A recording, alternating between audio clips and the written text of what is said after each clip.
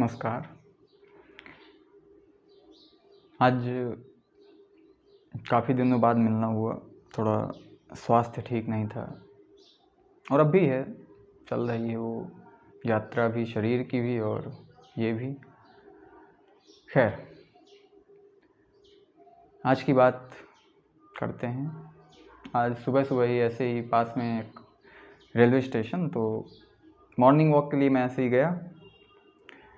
तो मैं अक्सर देखता हूँ वहाँ सुबह सुबह से महानुभाव एक से बढ़ के एक वो रेलवे ट्रैक को पवित्र करने में लगे रहते हैं।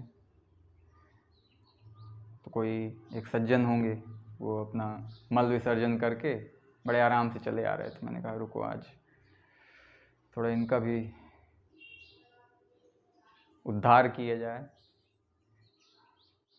तो मैंने बड़े ही कैजुअल वे में मैंने पूछा, और निपट लिया, हो गए? तो वो थोड़ा शक पकाए।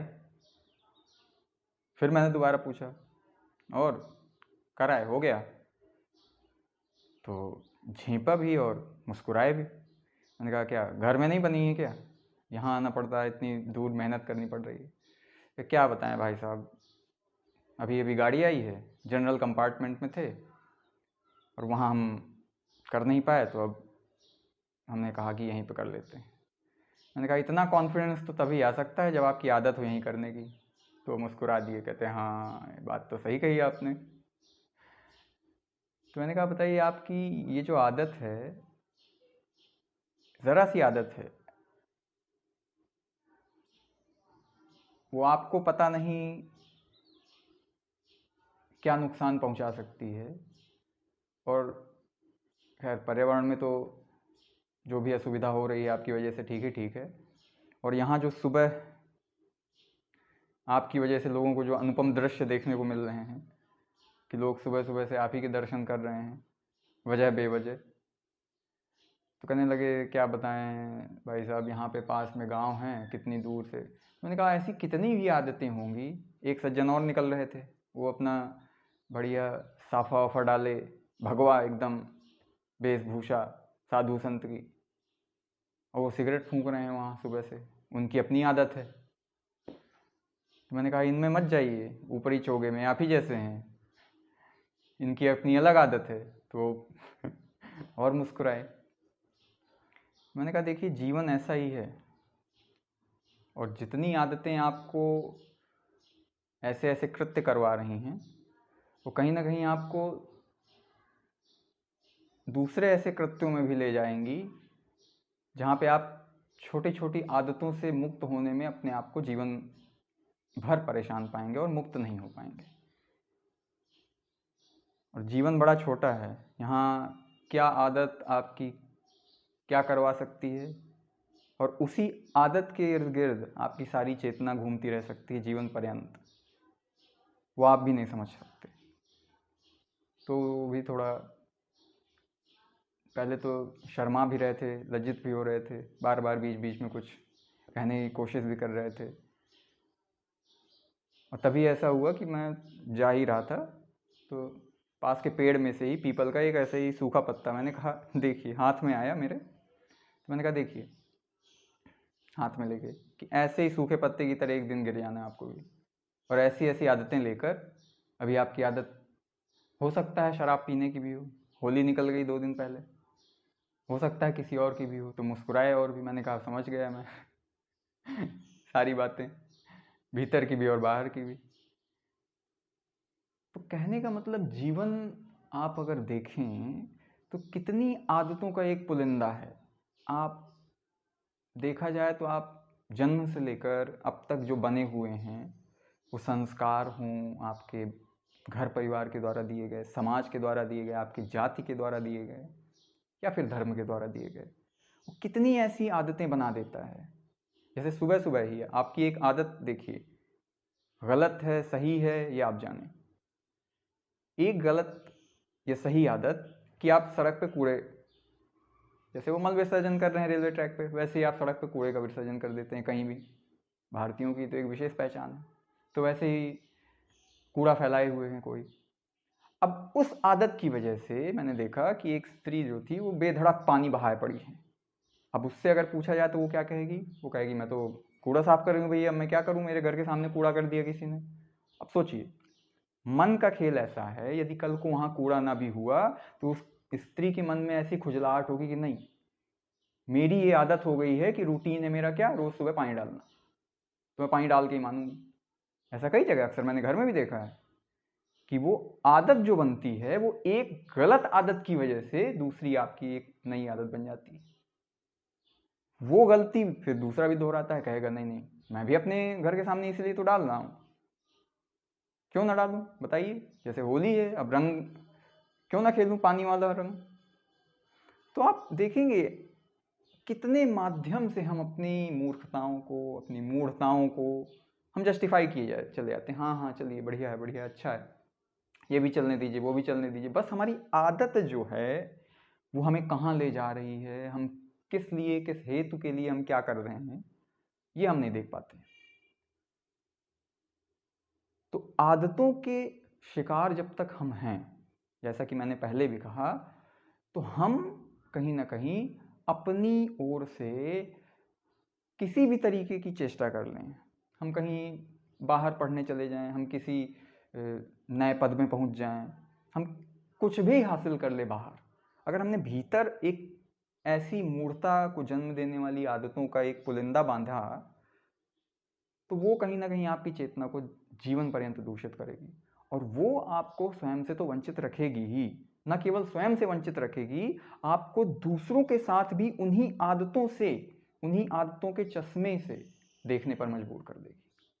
फिर आप कहेंगे लास्ट में कि हाँ क्या करें बताइए, समय गुजर गया, ये हो गया, बताइए उस समय वो हो गया, हमारी मजबूरियां थी। हम आप ये नहीं देख पा रहे कि छोटी सी आदत, वो सिगरेट पीने की हो सकती है, वो शराब पीने की हो सकती है, अब तो रिलेशनशिप्स में वो किसी लड़के की आदत लग गई, मुझे कोई कहेगा मुझे किसी लड़की की आदत लग गया, मुझे तेरे बिना चैन नहीं आ रहा है।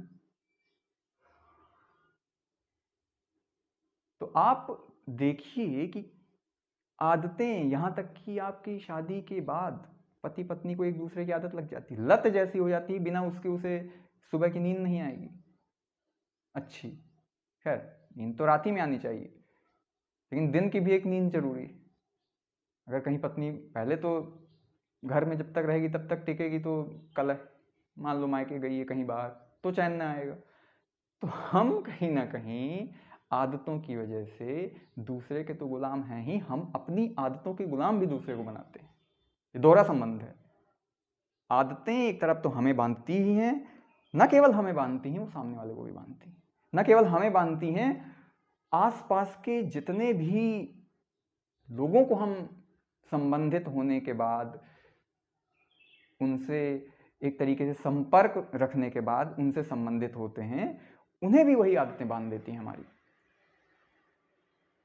उदाहरण के लिए यदि आपकी आदत है छोटी छोटी बात पे झूठ बोलना, छोटी सी बात ही है, तो आप जाने अनजाने आपको पता भी ना चलेगा कि कब किस बात पे आप झूठ बोल गए, और सामने वाला भी आपकी उस आदत पे, चूंकि उसने आप पे विश्वास किया था, उस पे यकीन कर लिया और वो आपके विश्वसनीय बन गए। अब यदि कल को पता चले कि वो छोटी सी आदत, तो आप उसका जस्टिफिकेशन दे देंगे, अरे अरे बताइए इसलिए मैंने ऐसा किया, उसलिए वैसा किया। लेकिन आप जरा देखें कि उस एक छोटी सी आदत ने, जो कि आपने शायद अपने को बचाने के लिए या उतना महत्व न देते हुए बोल दिया झूठ किसी भी बात को लेकर, और वो झूठ कहीं ना कहीं जीवन में धीरे धीरे धीरे धीरे धीरे धीरे वो बढ़ते गए, वो बड़ी बड़ी चीज़ों में आप सहज झूठ बोलने लग गए, आप इसको लेकर झूठ बोलने लग गए, उसको ले, आपके फिर आसपास देखेंगे झूठ का ही एक दायरा बन गया, आप अपने उसी झूठ के दायरे में सीमित हो गए। आपके संबंधित जो भी हैं, आपकी, यहाँ तक कि आपकी जो व्यक्तिगत निजी जीवन की जो बुनियादें हैं वो झूठ पर आधारित हो गई, सिर्फ एक आदत की वजह से कि झूठ बोलना सीख गए आप, जाने या अनजाने। आपके बचपन से आपको आदत लगी या कब से लगी, आपने होश न रखा, जीवन में थोड़ा भीतर से न जागे, तो ऐसी आदतें आपको न जाने कहाँ तक भटका सकती हैं, और फिर आप जीवन के एक मोड़ पे आपको अपने को जब हताश पाएंगे, आप उदास पाएंगे, दुखी पाएंगे, यहाँ तक कि दुखी होने की भी आदत लगभग लगभग जीवन के सभी आयामों में हम देख सकते हैं।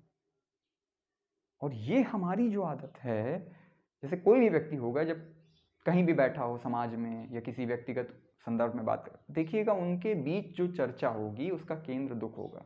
अरे फलाने ये हो गया, धमाके ये हो गया, हमारे इसकी ये बीमारी हो गई।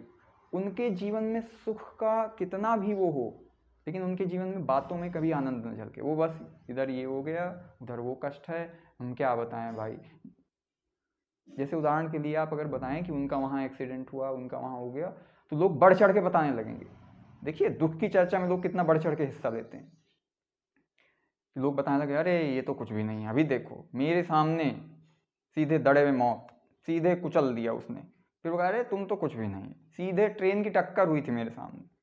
तो कहने का मतलब लोग दुख को इतना, कि जैसे अभी युद्ध चल रहा है, दुख को एक रस लेके बताने की आदत ये भी है, क्योंकि जीवन में दुख है और दूसरे का दुख तो हमें और भी रस देता है कि आहा किसी का कुछ हो गया, कोई लड़की ने किसी को मार दिया, किसी ने कुछ कर दिया, किसी ने काट के उबाल दिया, किसी को ड्रम में भर दिया, उसमें आहा मज़ा आ जाता है, स्वाद आ जाता है हमें। वो भी एक आदत है, हम समझ भी नहीं पाते कि ये विकृत रस जो है आदत का, जो दुख के बीज भी बो रहा है हमारे भीतर भी।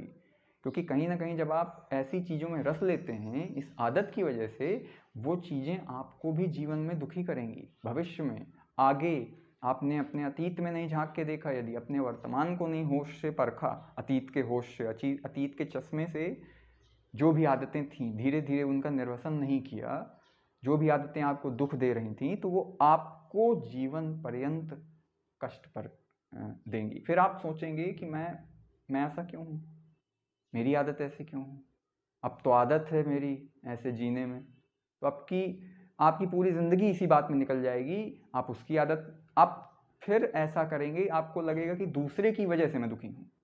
समझिएगा, मज़ा ये है कि आपको हमेशा ये लगता रहेगा कि मैं उस व्यक्ति की आदत की वजह से दुखी हूँ, उसकी आदत ऐसी है इसलिए दुखी हूँ, जबकि सारी आदतों का मूल आपके भीतर है, जबकि सारे दुखों की जड़ आपके भीतर थी। कि अगर आपने होश से अपनी आदत, अपने जो ऐसे संस्कार जिन्हें हम आदत के रूप में जानते हैं, जो आपको भटका रहे थे, उन पर अगर आपने दृष्टिपात किया होता, यदि उन पर नज़र डाली होती, उन आदतों का एक जो हमारे भीतर संचारी भाव के रूप में एक विकास होता रहता है, उन आदतों का हमारे भीतर जो एक कलह जैसा चलती रहती है, आप अगर शांत भी बैठना चाहें तो वो मन की आदत आपको ऐसे है कि वो शांत भी, 2 क्षण शांत तक ना बैठने देगी। सोचिए, आपकी लाचारी तो देखिए, दयनीयता तो देखिए, कि 2 क्षण हम अगर चाहें कि अपने साथ अपने होश में रह जाएं, मन की आदत है कि वो 2 क्षण आपको शांति से सांस भी नहीं लेने दे सकता,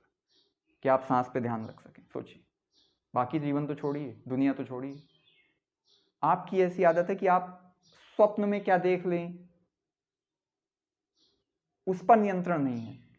खैर, जब जीवन में जागे में नियंत्रण नहीं तो नींद में तो खैर क्या ही होगा। अब चूंकि हमारे बात करने से लेकर, कुछ भी व्यक्त करने से लेकर आदतों का ऐसा समावेश है कि हम उस पर कभी दृष्टि ही नहीं डालते।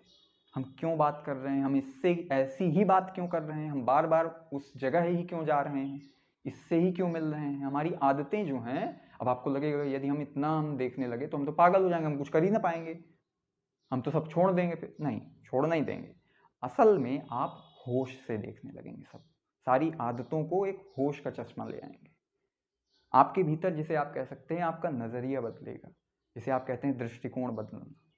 आपकी जो आदतें आपको जो दुख दे रही थी, वही आदतें आपके लिए आनंद का स्रोत बन जाएंगी। जी, वही आदतें, यहाँ तक कि आप यदि कहें कि जो मन है आपका बेचैनी का कारण बन रहा था, वही मन आपके लिए आनंद का स्रोत बन जाए। लेकिन यदि आपने दुख को, संताप को एक रस के साथ न लेना शुरू किया, तो क्योंकि हमारा एक जीवन जो है वो व्यक्तिगत रूप से इन्हीं आदतों से मन की बंधा हुआ है, जो कि दुख में ही हमेशा रस लेती है।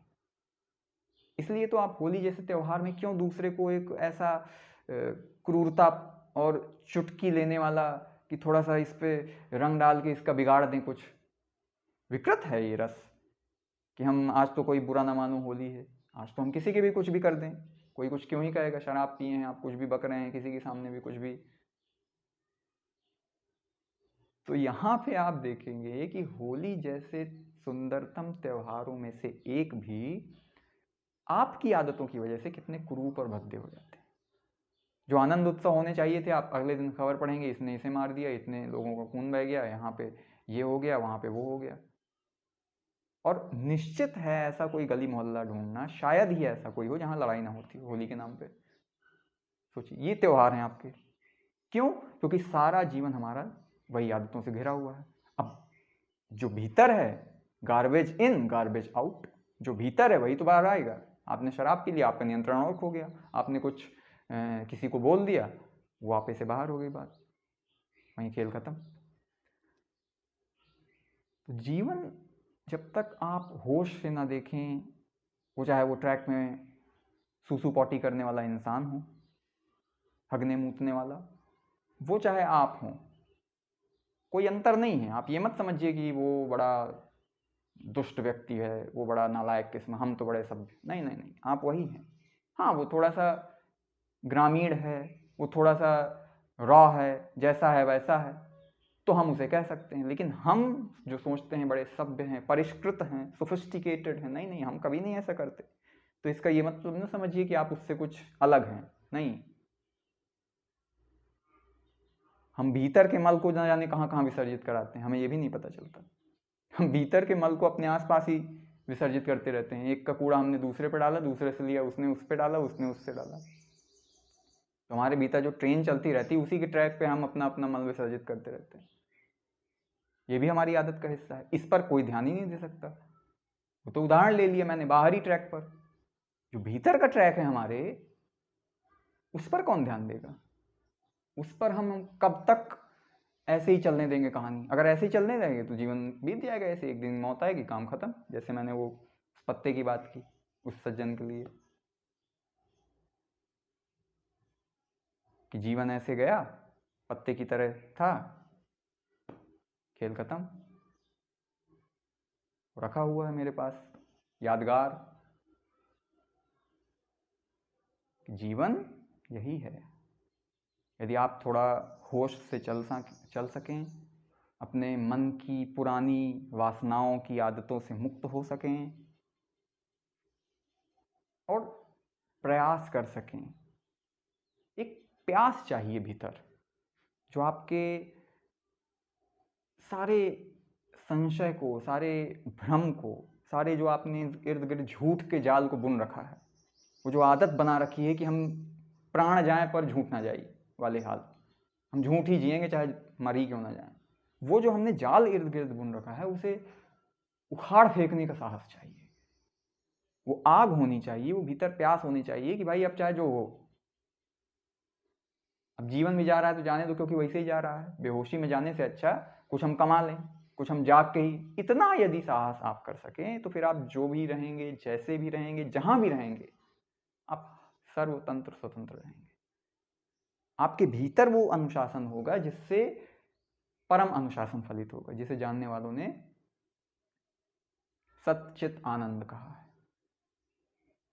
आप किसी के साथ रहेंगे तो, अकेले रहेंगे तो, आप कहीं दूसरी जगह रहेंगे तो, घर में रहेंगे तो, आपके होने न होने से किसी और के आपके जीवन में रत्ती भर भी फर्क न पड़ेगा। फिर आपकी जो दुखों की आदत है, किसी पर गुलाम हो जाने की या किसी को गुलाम बना लेने की, डिपेंडेंट हो जाने की जो आदत है दूसरों पर, वो आपकी जाती रहेगी। वो हमेशा आपको जो दौड़ाए रहती है आदत मन की, चलता नहीं मनुज है संसार में, चलाती चाह है। तो वो जो चाह आपको एक बेचैन किए रहती है कि कुछ और चाहिए, कुछ यहाँ पद मिल जाए, कुछ 4 पैसे और मिल जाएं, कुछ तो मिले भीतर जो हमें भर दे, वो जो बाहर ही तलाशने की आदत है, वो आपकी धीरे धीरे जाती रहेगी।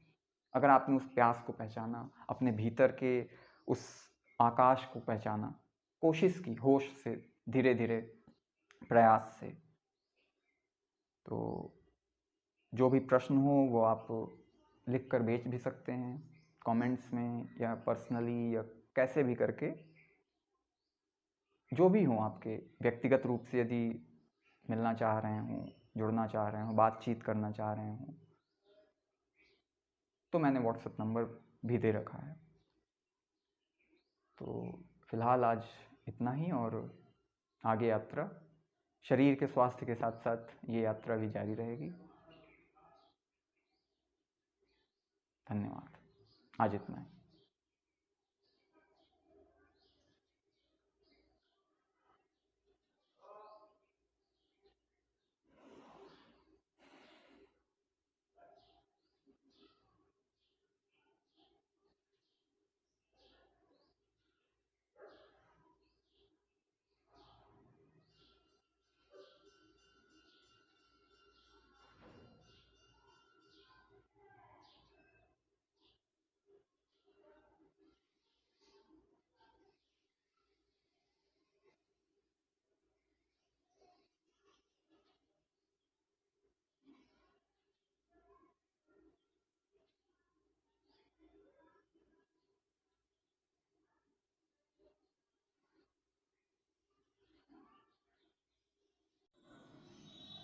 अब तो आदत सी है मुझको ऐसे जीने